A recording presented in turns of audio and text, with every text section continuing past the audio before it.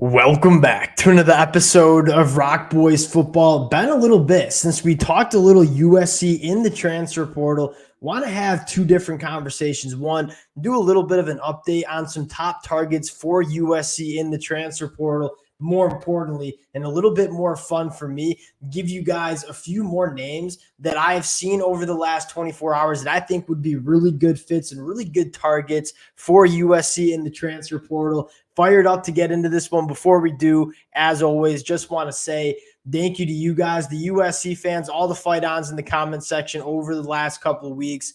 It's been amazing. Can't thank you guys enough. If y'all do enjoy the content, consider subscribing to the channel. It's no secret. I love talking this program. We'll keep you guys as updated as possible with USC on the recruiting trail in the transfer portal. And without further ado, let's get into this one. And I want to start really with, I think what a lot of USC fans would agree is the biggest target for USC in the transfer portal. That's Derrick Harmon. And we've talked at length about Derrick Harmon. I've been pretty vocal that, Derrick Harmon, in my mind, is the best available interior defensive lineman in the country. I know a lot of people would push back on that. I know a lot of people would say Dominic Williams. And the real reason I kind of favor Derrick Harmon is I think he can do exactly what Dominic Williams can in terms of playing that zero tech, that nose tackle role. But I think Derrick Harmon can also be a real difference maker in terms of penetrating, in terms of creating negative plays, and really being a game changer on the defensive line as well. This is a guy that,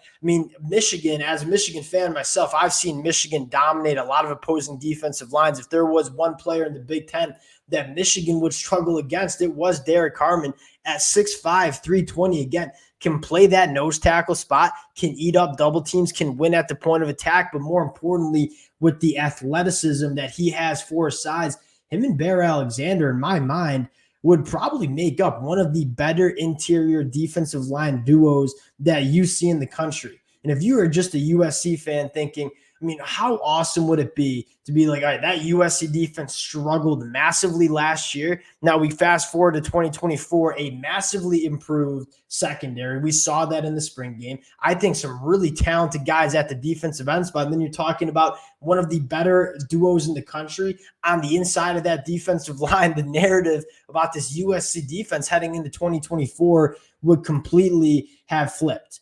Now, I think this is a massive target because if you don't land Derrick Harmon, it just seems like if you're USC, you're going to lean on a lot of inexperience and not a lot of proven production on the inside of that defensive line. I very rarely use the term must get with guys in the transfer portal or on the recruiting trail. For USC, I think getting a guy like Derrick Harmon would be kind of a must get in 2024, heading into the Big Ten. And you do a little update on what that recruitment looks like. Derrick Harmon was supposed to visit Miami earlier this week. He cancels that visit. It sounds like it's between USC and Colorado. And why I would favor USC over Colorado is this is really the last hole that USC needs to fill on this defense. You look at Colorado and say, they got a lot of work to do with their depth chart. They can't afford to prioritize a guy like Derrick Harmon because they got guys that they got to bring in from all sorts of positions to fill that roster in. So I think USC, ideally for USC fans, in the driver's seat. We'll see how this one plays out. Now, I do want to say just another name quickly for the USC fans on the inside of that defensive line. That is Danny Solly coming over from BYU, a really interesting player that we talked a lot about during last year, this summer, around this time in the summer last year. A guy like Danny came out of the JUCO ranks, was one of the more coveted JUCO prospects in that class. And you look at some of the offers, Miami, Oklahoma, Texas Tech was committed to Oklahoma, flipped his commitment to Texas Tech, ended up enrolling with BYU in the winter. He hits the transfer portal once again. You look at Danny Solly and say, okay, there's no Power 5 proven production. That's very fair. This is the kind of body that we want, though, right? Why did we bring in Isaiah Riggs on that USC defensive line? We wanted a guy that could play that nose tackle spot, eat up double teams. We're not asking them to be extremely productive like we're going to ask Bear Alexander. We just need you to win at the point of attack and eat up double teams, let everyone else play their game. And I think Danny Solly could certainly come to USC and do that. And I think it allows Danny to play that nose, play that zero. And you can kind of get a flexible, if you will, in terms of the matchups and the spots that you're going to put Bear Alexander in, because he's going to be the guy that is dominating games and stuff in stat sheets. I think Danny further allows a guy like Bear Alexander to do that. Would love to see USC go after him again, 6'3", 350, or take that body all day on the USC defensive line. Now, the next guy I want to talk about it. This is going to be an interesting conversation, and I'm going to ask USC fans to maybe give me some feedback on this one in the comments section. Tyler Barron from Tennessee, it sounds like USC is making a go after him, and I'll start with this. In no way am I going to get up here and argue that Tyler Barron doesn't make this USC team better, because he absolutely does. Quite frankly, there's not a Power 5 team across the country that Tyler Barron doesn't make better.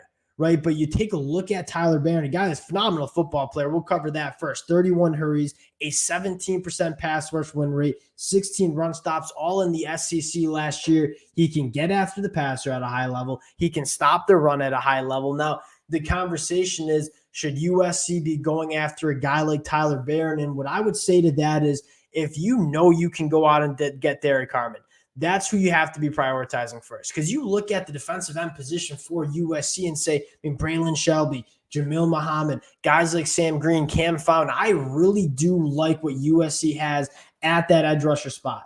Now, what I'm looking for is guys on the inside. So, yes, Tyler Barron comes in probably a day one starter for USC, a guy that makes you much, much better in 2024.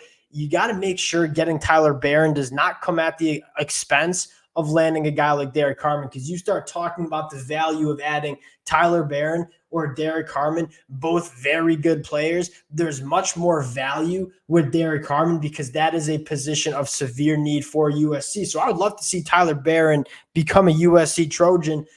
I just need to see Derrick Harmon become a USC Trojan before that. And if you get both of them, we're suddenly talking about a defensive line with multiple different difference makers on it. Last guy I want to talk about, and we got to go to On3 because 24/7 Sports doesn't even have a profile of Terrell Allen up yet, from Tennessee State. Just hit the transfer portal yesterday. 6 foot, 275, primarily does play that edge rusher role, but he's a guy that you take a look at the film, you take a look at the body type and say, he can certainly play on the inside at a 3-tech position. You take a look at the production, 14 and a half sacks, 28 tackles for loss in 2023. Those are high school numbers. This guy was dominating the FCS level. And yes, you have the question about jumping up from the FCS to the Big Ten. Valid concerns.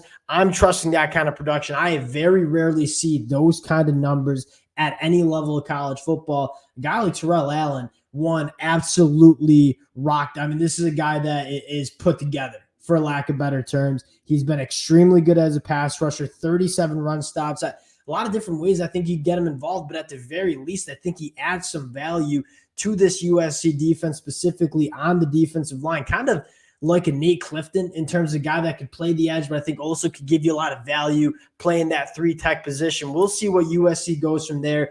I think a guy that is extremely exciting and worth looking at for the USC fans. Again, we'll cut it there. Just wanted to give you guys a couple updates, a couple names that I like for the USC Trojans. Appreciate you guys more than you know for rocking with the fellas. And if y'all do enjoy the content, consider subscribing to the channel. We'll talk to y'all later. Peace.